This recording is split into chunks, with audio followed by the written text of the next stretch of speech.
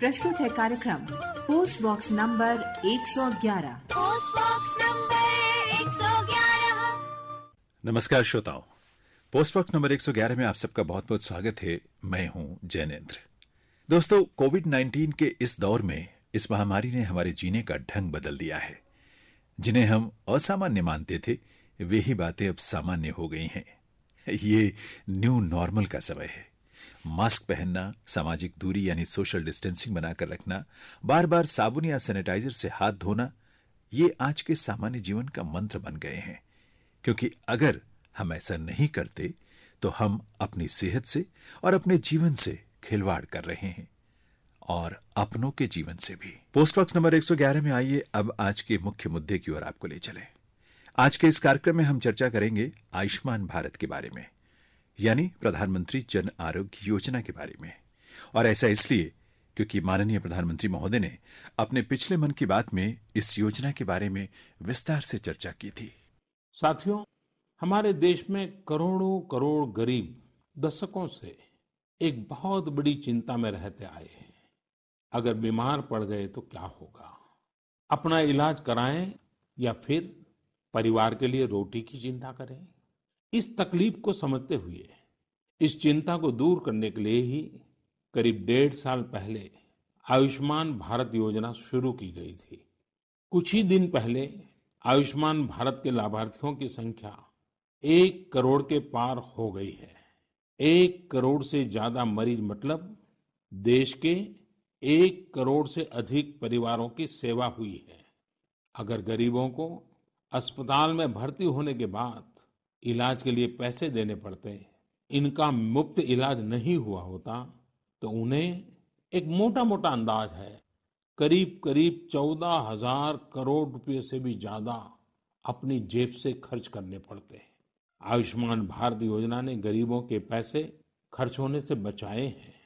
मैं आयुष्मान भारत के सभी लाभार्थियों के साथ साथ मरीजों का उपचार करने वाले सभी डॉक्टरों, नर्सेज और मेडिकल स्टाफ को भी बधाई देता हूं। सुना आपने, प्रधानमंत्री महोदय ने आयुष्मान भारत योजना की चर्चा करते हुए बताया कि इसके लाभार्थियों की संख्या 1 करोड़ के पार हो गई है। इनमें 1 करोड़ की संख्या पर पहुंचने वाली जो लाभार्थी हैं, उनसे प्रधानमंत्री महोदय ने खुद बात की। नमस्ते जी। नमस्ते सर। कौन बोल रहे हैं? जी, मैं पूजा थापा बोल रही हूँ सर। पूजा जी नमस्ते। नमस्ते सर। मैंने सुना कि आपकी तबीयत बहुत खराब हो गई। जी सर, मैं हॉस्पिटल में एडमिट हूँ। हाँ हाँ। ऑपरेशन हुआ कल सर। हाँ हाँ। स्टोन का ऑपरेशन हुआ कल। यूरिन पाइप में स्टोन था सर। हाँ हाँ। कोई ऑपरेशन किया है सर। आप करते क्या है पूजा जी? मैं तो हाउस वाइफ हूँ। और क्या करते हैं परिवार के लोग? जी, मेरा हस्बैंड आर्मी में है सर। आर्मी में है। हाँ जी हाँ। सर। तो ये बीमारी का पता चला तो वहीं लोकल डॉक्टरों ने क्या कहा फिर आपको? सर ऑपरेशन करने को कहा था सर। आप मेघालय में रहते हैं? जी, मेघालय शिलोंग में सर। उमसुनिंग में रहती हूँ, बस्ती में। यहाँ आज ट्रीटमेंट के लिए आई हूँ सर, हाँ शिलोंग हाँ। में। हाँ हाँ। हॉस्पिटल नजरत हॉस्पिटल, हाँ हाँ। यहीं पे हुआ है मेरा ऑपरेशन। हाँ हाँ। जी सर। आपको आयुष्मान भारत योजना से ऑपरेशन हुआ तो जी इसका सर। पहले पता था कुछ आपको कि भाई ऐसी एक व्यवस्था है, सरकार की तरफ से मदद मिलती है, कुछ पता था आपको? जी सर, और ये कार्ड यहाँ सबमिट कर दिया है मैंने नीचे ऑफिस में। हम्म। और अभी तो ऑपरेशन भी हुआ है सर, अच्छा ही हुआ ऑपरेशन भी। हम्म। और मैं अभी तो अच्छा ही हूँ सर। मैं जब पहले जी सर। देश में कहीं पर भी दौरा करता था जी सर। तो मैं फिर जो आयुष्मान भारत योजना के लाभार्थी होते थे जिनका ऑपरेशन हुआ है, बीमारी के लिए मदद मिली है, उनको जी सर। बुलाता था जी सर। और बुला करके उनको पूछता था कैसा जी सर। हुआ, क्या हुआ, कोई पैसा जी। देना पड़ा, नहीं देना पड़ा, कमी क्या है जी। योजना में। लेकिन जी ये सर। कोविड के कारण इन दिनों दौरा नहीं कर पा रहा हूँ। जी सर। आपका तो ये आयुष्मान भारत योजना शुरू हुई है, जी सर। आप 1 करोड़ पे पेशेंट है, जी सर। यानी अब तक आपके पहले जी। जिन लोगों को इस आयुष्मान योजना का लाभ मिला है, आपके ऑपरेशन के बाद ये संख्या सर। 1 करोड़ पहुंच गई है। तो मैं जी दौरा सर। करता था तो तब तो लोगों से मिलता था, लेकिन अब इन दिनों दौरा नहीं हो रहा है।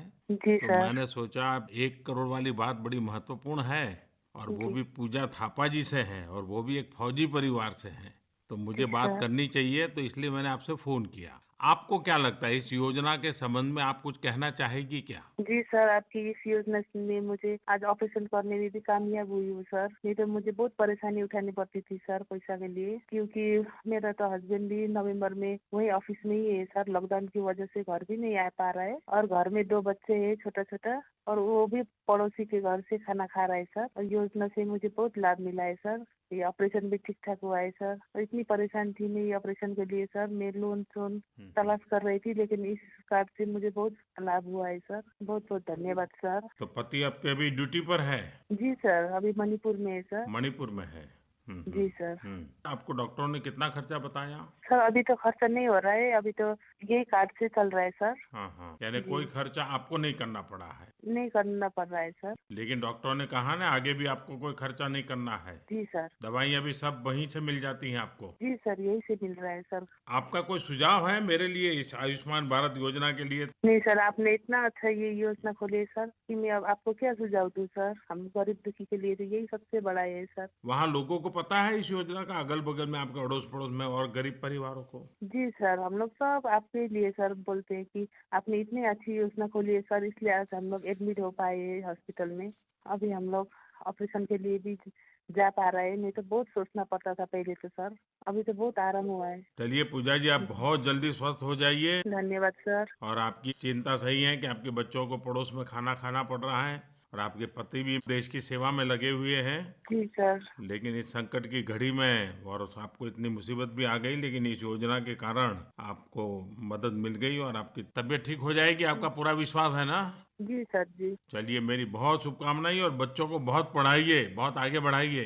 जी सर, धन्यवाद सर। हाँ जी, आपकी आशीर्वाद है सर। आपके आशीर्वाद ऊपर वाले के, परमात्मा के आशीर्वाद आपको काम आएंगे। जी सर। हाँ जी, जी सर। जी। बहुत शुभकामनाएं पूजा जी। धन्यवाद सर। धन्यवाद जी, नमस्कार। श्रोताओं, आप कार्यक्रम सुन रहे हैं पोस्ट बॉक्स नंबर 111 जैनेन्द्र के साथ। ये कार्यक्रम माननीय प्रधानमंत्री महोदय के मन की बात पर आधारित साप्ताहिक श्रृंखला है और आज इस कार्यक्रम में हम चर्चा कर रहे हैं आयुष्मान भारत योजना के बारे में। आयुष्मान भारत योजना विश्व की सबसे बड़ी स्वास्थ्य योजना है और जैसे कि आपने सुना, अब तक 1 करोड़ से अधिक व्यक्ति इसका लाभ ले चुके हैं। इस योजना का शुभारंभ प्रधानमंत्री श्री नरेंद्र मोदी ने 23 सितंबर 2018 को झारखंड में किया था। मंदिर में जाता हो, मस्जिद में जाता हो, गुरुद्वारे में जाता हो, चर्च में जाता हो, कोई भेदभाव नहीं, हर किसी को आयुष्मान भारत योजना का लाभ मिलेगा। यही है सबका साथ, सबका विकास। आयुष्मान भारत योजना को स्वास्थ्य के क्षेत्र में एक गेम चेंजर के रूप में देखा जा रहा है। इसका पहला और मुझे लगता है सबसे महत्वपूर्ण स्तंभ है नागरिकों के सामान्य स्वास्थ्य को सुनिश्चित करना और बीमारी को शुरुआती दौर में ही नियंत्रित कर लेना ताकि वो गंभीर रूप न ले, और यदि कोई व्यक्ति फिर भी किसी गंभीर बीमारी का शिकार हो जाए तो उसे और उसके परिवार को इसके इलाज के लिए धन की या संसाधन की कमी ना हो। इन्हीं बिंदुओं को लेकर हमने केंद्रीय स्वास्थ्य और परिवार कल्याण मंत्रालय में सचिव श्रीमती प्रीति सूदन से बात की। सबसे पहले तो मैं ये कहना चाहूंगी कि आयुष्मान भारत के 2 स्तंभ हैं। पहला स्तंभ है strengthening of primary health care, मतलब जो लोगों के निवास स्थान के पास जो मेडिकल केयर है उसको स्ट्रेंथन हम कर रहे हैं through health and wellness centre. तो जो हमारे सब सेंटर थे जहां पर अभी केवल आशा या ANM होती थी, उसको करीब 1.5 lakh health and wellness centres अब एस्टेब्लिश किए जाएंगे थ्रू आउट इंडिया, जहां पर एक बेसिक सर्विसेज मिलेंगी, ना केवल मैटरनिटी रिलेटेड मगर NCD स्क्रीनिंग होगी। NCD स्क्रीनिंग का मतलब क्या है कि जैसे आपको डायबिटीज है, हाइपरटेंशन है, ये 3 cancer, oral cancer, cervical cancer, breast cancer, इसकी स्क्रीनिंग होगी।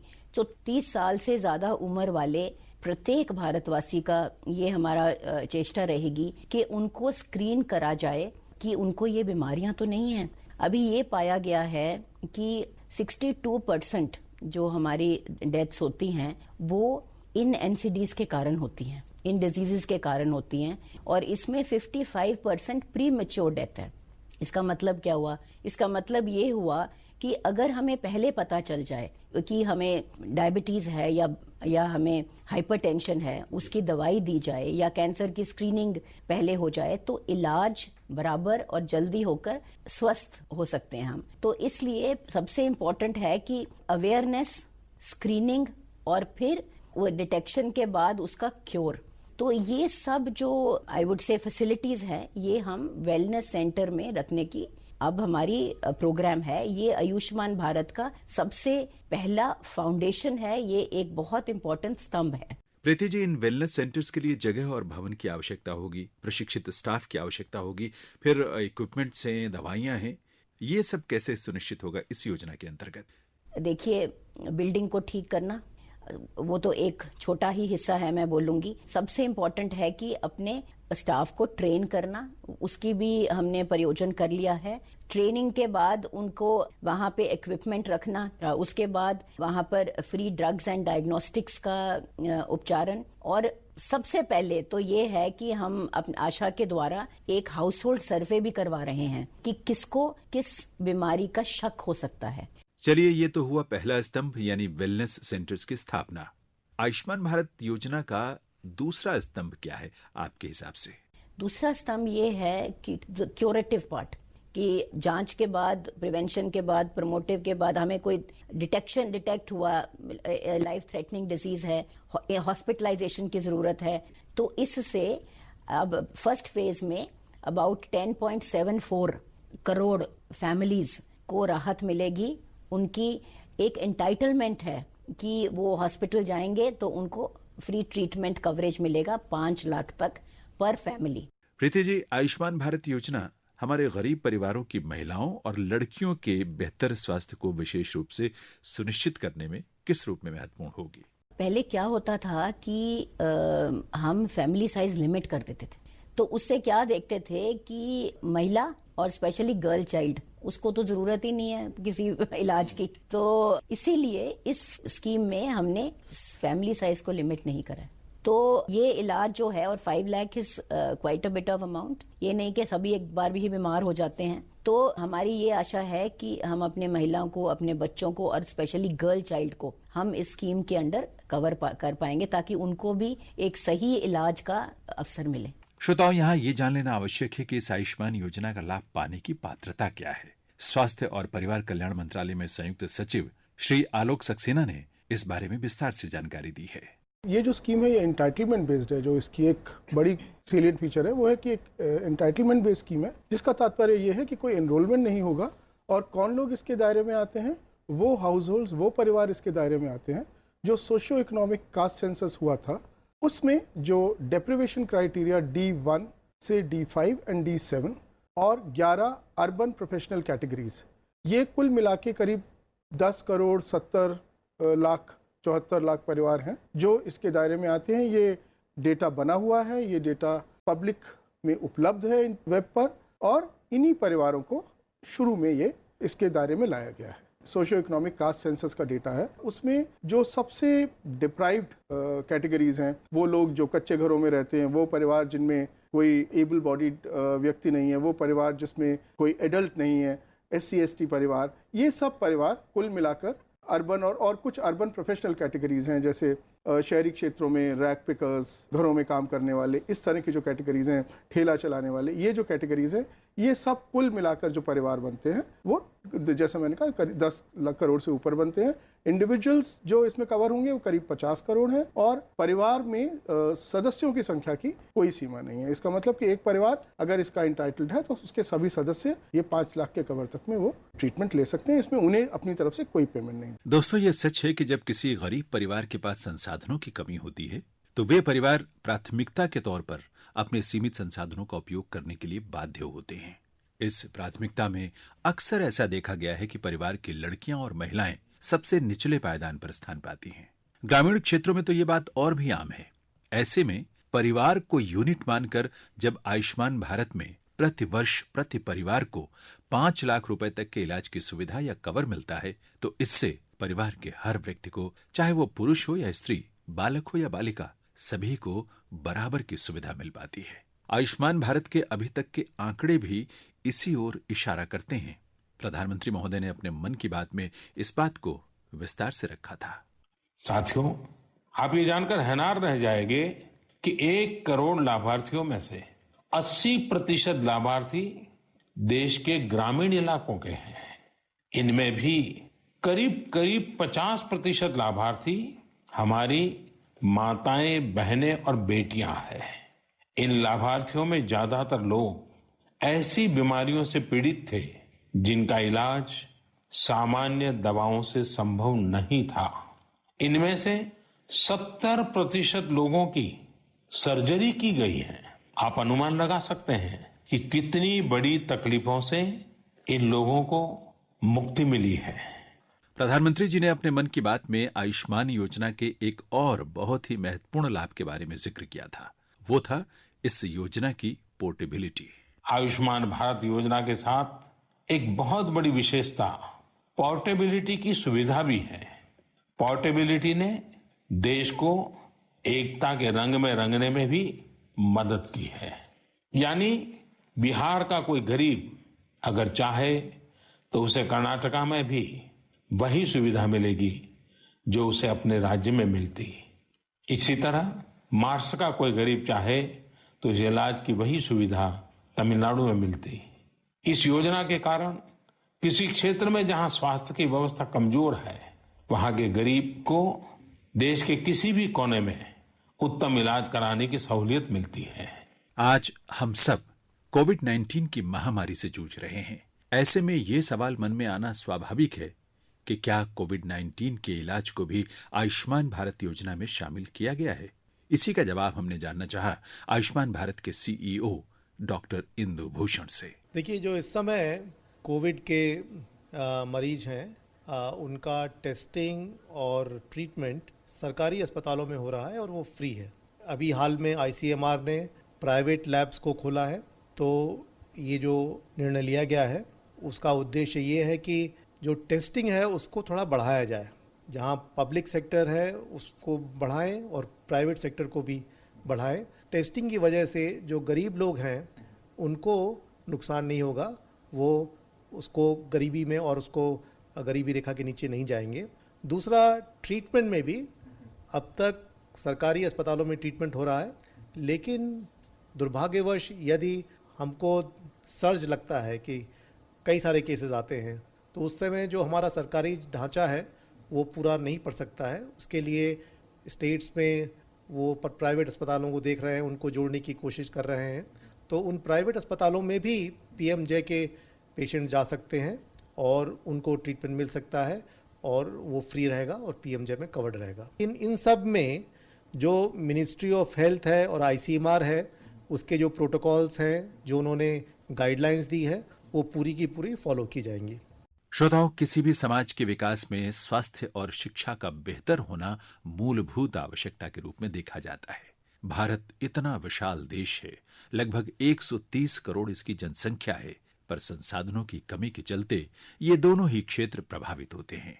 स्वास्थ्य के क्षेत्र में भारत में जीडीपी का लगभग 2% ही खर्च के लिए उपलब्ध है। ऐसे में गरीब परिवारों को आवश्यकता अनुसार स्वास्थ्य सेवाएं उपलब्ध नहीं हो पाती हैं। आयुष्मान भारत इसी चुनौती से निपटने की दिशा में भारत सरकार की एक महत्वाकांक्षी योजना है, ऐसा मानना है वरिष्ठ पत्रकार अदिति टंडन का। मुझे ऐसा लगता है कि आयुष्मान भारत में जो 2 इम्पॉर्टेंट कंपोनेंट्स रखे गए हैं, एक कॉन्टिन्यूम ऑफ केयर को एस्टैब्लिश करने का ये एक प्रथम प्रयास है। मौलिक समस्याएं देश में हैं क्योंकि बहुत बड़ा देश है और उस level of universal health coverage तक पहुंचने में वक्त लगेगा। ये हम सब जानते हैं कि स्वास्थ्य सेवाओं का अभाव है, ये सरकार भी जानती है। लेकिन आयुष्मान भारत के तहत इन्होंने 2 कंपोनेंट्स ये बनाए हैं कि एक प्राथमिक केयर को देखते हुए कंपोनेंट बनाया गया है और जो नेशनल हेल्थ प्रोटेक्शन स्कीम हैं वो सेकेंडरी और टर्शरी केयर के लिए बनाया गया है। अब मंशा सरकार की ये है कि जो सब सेंटर्स आज की डेट में ऑलरेडी एग्जिस्ट करते हैं विलेज लेवल पर, उसमें अभाव है बहुत स्वास्थ्य सेवाओं का, उसमें कोई दो राय नहीं है और बहुत सालों का एक अभाव चल रहा है। जबकि नेशनल रूरल हेल्थ मिशन के आने के बाद जो 2005 में मिशन आई थी, उसके बाद बहुत उसमें इम्प्रूवमेंट भी हुई है।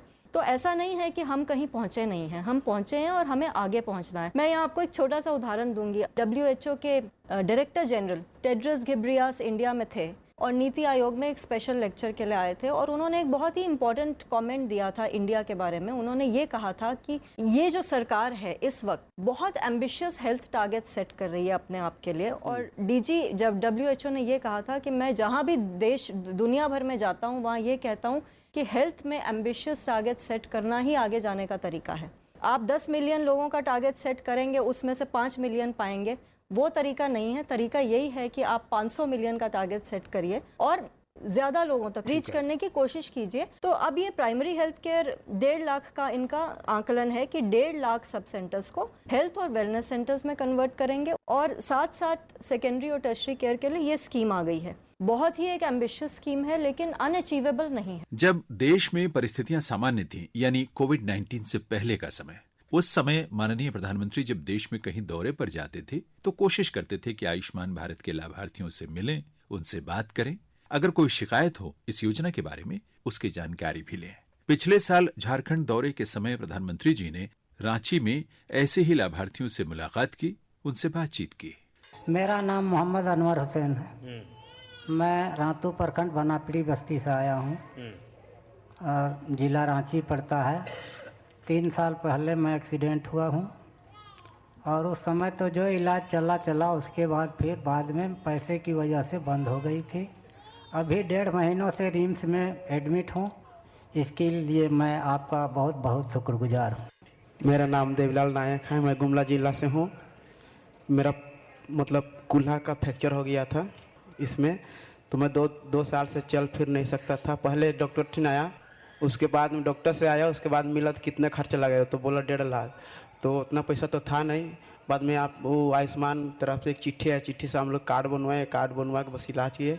अभी फिर इलाज हो गया सब। अभी ठीक है। ऑपरेशन करना पड़ा? हाँ, ऑपरेशन करना पड़ा है। कितना समय हुआ ऑपरेशन को? ऑपरेशन को कम से कम 5 दिन में ठीक हो गया। अच्छा, तो क्या करते हो आप? हम झारखंड सिंगर हैं सर। सिंगर हो? अच्छा, क्या गाते हो? ठेठ नागपुरिया में गाते हैं। चलाओ। आयुष्मान भारत, आयुष्मान भारत हो, आयुष्मान भारत, चली रे चली हवा चली, चली रे चली हवा चली, आयुष्मान भारत कर हवा चली, ओह चली रे चली हवा चली, चली रे चली हवा चली, आयुष्मान भारत कर हवा चली। बीमारी नी रही लाचार, होते मुक्त उपचार, चली रे चली हवा चली, चली रे चली हवा चली, आयुष्मान भारत कर हवा चली। जय हिंद, जय भारत। मेरा नाम रक्षा देवी है। मैं बुलंदशहर जिले ढपरा गांव से आई हूँ। मेरे पैरों में बहुत दिक्कत थी, चलने में बड़ी असमर्थ थी, एक जगह ही बैठी रहती थी। जब मुझे आयुष्मान कार्ड मिला तो मुझे बहुत राहत मिली और मैं उसी वजह से मैं बुलंदशहर जिले में हाँ राणा हॉस्पिटल में जो मेरा ऑपरेशन हुआ उसी दिन से मैं ढंग से चल पा रही हूँ। और आपका तो बहुत पहले गए तो डॉक्टर कितना पैसा मांगता था? 1.5 लाख रुपए मांगते थे। 1.5 लाख रुपए। अलीगढ़ करवाया था, मेडिकल गई थी, उन्होंने बोला कि 1.5 लाख रुपए लेके आ जाइए और आपका जो ऑपरेशन हो जाएगा, लेकिन मैं नहीं करवा पाई और आपकी वजह से ही आज जो मेरा ऑपरेशन हुआ, जो मैं चलने में समर्थ हूँ। अभी बराबर चलती है। एक कहना चाहती हूँ। मेरा नाम शुभम कुमार है। मेरा घर बोकारो डिस्ट्रिक्ट पड़ता है, कसमार। हमको ब्लड कैंसर का प्रॉब्लम है और अभी मेरा इलाज Ranchi Curie Abdul Razzaq cancer institute से हो रहा है, आयुष्मान भारत से हो रहा है। अभी ठीक लग रहा है तुम्हें? हाँ, बहुत ठीक लग रहा है। तुम्हारे मम्मी पापा खुश हैं? हाँ, बहुत खुश है। अच्छा, पहले मुश्किल था? हाँ, पहले पूरा गिल्टी हो गया था और हाथ पैर पूरा खींच लिया था, ब्लड का कमी हो गया था। 4 यूनिट ब्लड चढ़ाए हैं। तो अभी कोई खर्चा नहीं हो रहा है? ठीक नहीं, से हो रहा है? आयुष्मान भारत से हो रहा है। चलिए, बहुत जल्दी ठीक हो जाओ। खेल कूद में स्कूल में जाते हो? नहीं, अभी बंद है। अभी बंद है। सप्ताह में डॉक्टर बुला रहा है। आपका मैं दिल से शुक्रिया अदा करती हूँ कि आपकी वजह से मेरा ऑपरेशन हुआ है। और इससे पहले मेरा एक बार झटका भी लगा था, जो मैं रिम्स से हॉस्पिटल आई थी, उस वहाँ पे 1 सप्ताह रुकी थी। तो फिर वहाँ पे पूरा ठीक हो गया, हाथ पैर काम नहीं कर रहा था, फिर ठीक हो गया पूरी अच्छी तरह से। उसके बाद फिर आए हम, फिर पापा आए। फिर पापा जब भी मेरा चेहरा देखते थे पूरा मुरझा जाता था, कहाँ से मेरे पास इतना ज़्यादा पैसा आएगा कि हम अपनी बेटी को बचाएंगे। और हमेशा जब भी मेरा रात में सांस फूलने लगता या फिर पसीना आने लगता तो पापा उठ के बैठ जाते थे और सोचते थे कि हम अपनी बेटी को कैसे बचाएं। और इसीलिए मेरे मम्मी पापा भी आपको शुक्रिया अदा करते हैं कि आपकी वजह से मेरा ऑपरेशन और अभी हम ठीक है। फिर भी अभी पढ़ाई कर रहे हैं 12th में और ठीक है, इसलिए हम शुक्रिया अदा करते हैं। मेरा नाम मोहम्मद नसीम अख्तर है। मैं बोकारो ज़िला गोमिया थाना के रहने वाला हूँ। बोकारो थर्मल में काम कर रहे थे तो ब्रिज के ऊपर से काम करते हुए मैं गिर गए। तो हम गिर गए तो बेहोश हो गए थे। तो वहाँ से निकाले आ गए रिम्स में। रिम्स में आने के बाद में आयुष्मान के विषय में जानकारी हुआ। आयुष्मान के बारे में जानकारी हुआ तो वहाँ जो है सो भर्ती हम हुए और वहाँ से इलाज चला। आयुष्मान के तरफ से दवा आता था तो बहुत फ़ायदा हमको हुआ उससे।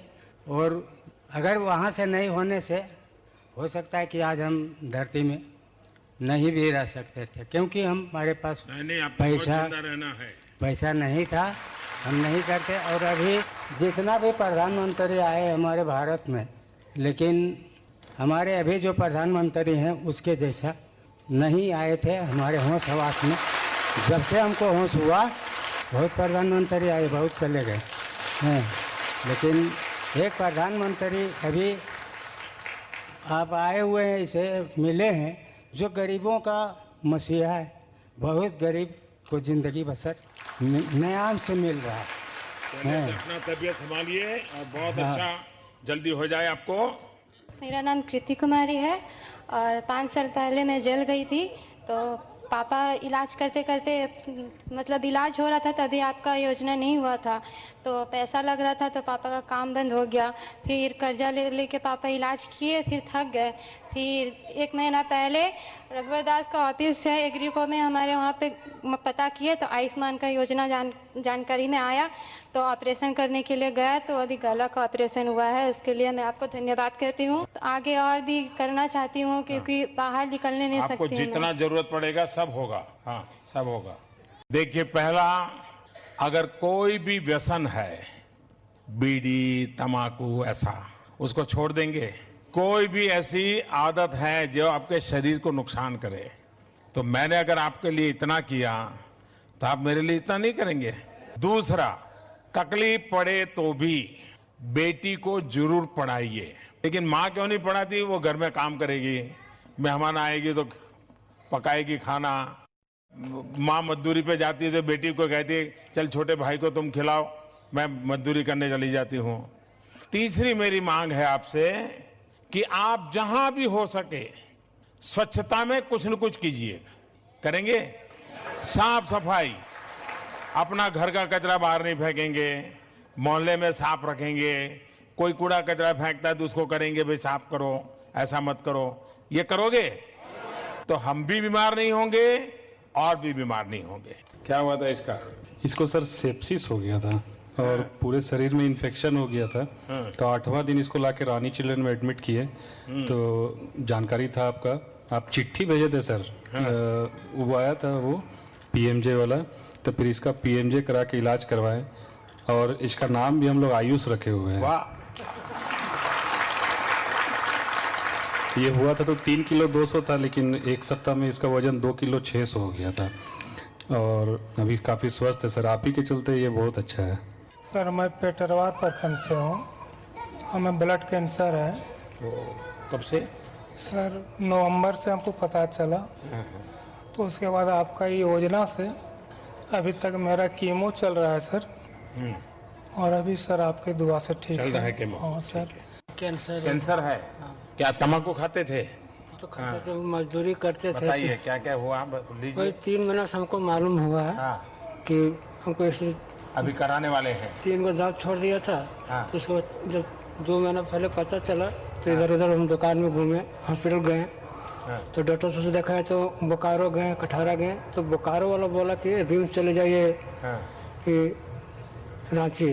तो यहाँ आके हम लोग देखा है तो उसने बोला कि थोड़ा सा इनका मानसिक काट के चेक करना पड़ेगा तभी हमको रिपोर्ट देना। तो फिर ब्लड का लिया टेस्ट, उसका रिपोर्ट दिया और इसका दिया रिपोर्ट। तो रांची में अपोलो के बगल में जो कैंसर हॉस्पिटल है वहाँ के बारे में पता चला, तो वहाँ भी कैंसर का इलाज होता है। तो वहाँ गए तो उन डॉक्टरे लोग बताया कि आप फ्री इलाज हमने आयुष्मान से होता है। कार्ड भी हम लोग को वहीं बना दिया गया, लेकिन उससे पहले हमको 30-35 हज़ार रुपया अपना जैसे 2 महीना पहले इससे हमको जानकारी नहीं था सर कि नहीं। आप तो जानकारी हो गई ना, आप जानकारी इसका पूरा फायदा उठाइए। हम बड़का गाँव प्रखंड के रहने वाले हैं। मेरा नाम मेहरुल हसन हजारीबाग का जिला हजारीबाग पड़ता है। हमारा वाइफ का दिल में मैंने तकलीफ हुआ था सर, दर्द पैदा हुआ। तो हम लोग डर गए और ये आपको रांची ले आया। रांची में डॉक्टर बोला कि दिल का दौरा पड़ा है। उसी बीच आयुष्मान आया, तो उसको लेकर के रिम्स आए। रिम्स में पैसा बताया गया सर 80,000 रुपया लगेगा जी। तो 80,000 में कहाँ से लाता सर? तो मैं चला आया मेडिका के डॉक्टरों ने हमारा सपोर्ट किया और बोले कि ठीक है कर देंगे आयुष्मान के तहत, और इन लोगों ने किया। आयुष्मान भारत योजना ने देश के कितने ही गरीब परिवारों को सहारा दिया है, उनके सपनों को पंख दिए हैं, उन्हें उड़ने की ताकत दी है, उनकी आंखों में उज्जवल भविष्य के प्रति एक रोशनी दी है, मुरझाए चेहरों और बुझे मन को फिर से जीने की ऊर्जा दी है, नया जीवन दिया है। ये उनके लिए ही नहीं, हमारे समाज और देश के लिए भी हौसले की बात है। उम्मीद है पोस्ट बॉक्स नंबर 111 के आज के इस एपिसोड के माध्यम से इस हौसले को और बल मिलेगा। जैनेंद्र को अब अनुमति दीजिए। नमस्कार।